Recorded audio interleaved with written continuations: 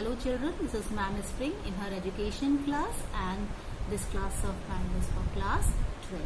Class 12, you know that we have already started with the chapter motivation, and in this chapter we have already done that what is motivation, various definitions of motivation and the characteristics of motivation.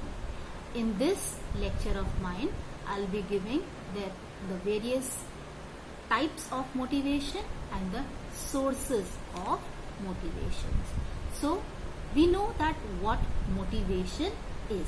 Motivation is said to be the process of behavior which aroused to do a particular task, or it is a set of state in an individual which makes him or which drives him to seek certain goals.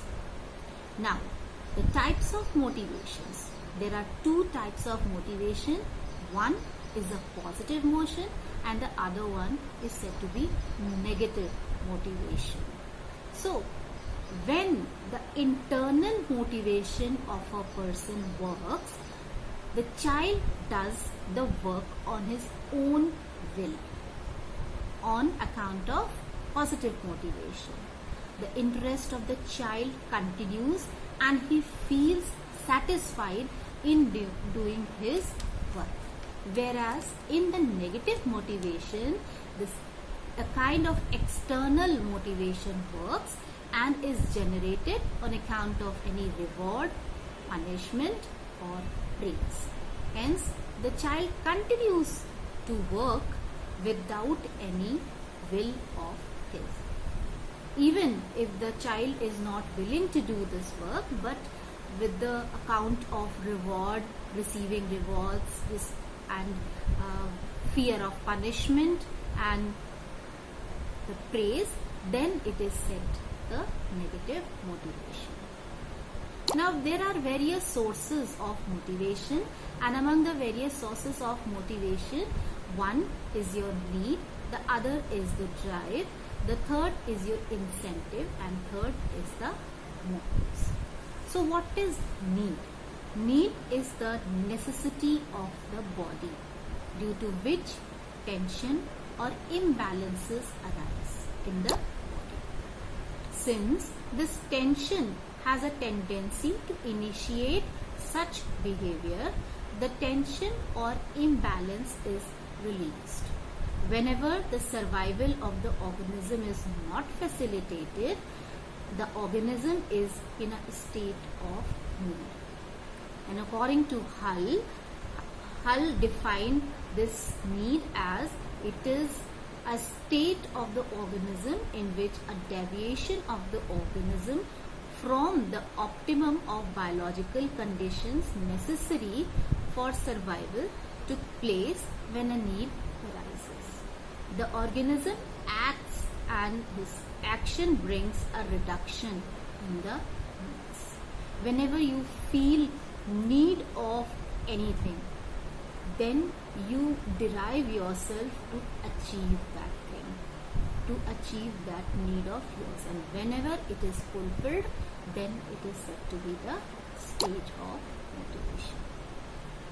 So a need, according to Boring, a need is tension within an organism which tends to organize the field of organism with respect to certain incentives or goals and to incite activity directed towards their attainment. There are many needs such as hunger, thirst, sleep, which generate tension in a child. They are called as the biological needs of the child. The child makes many effort for the satisfaction of his needs. When his needs are satisfied, he comes back to his normal state. Hence, the need is said to be the source of motivation. The next source of motivation is derive.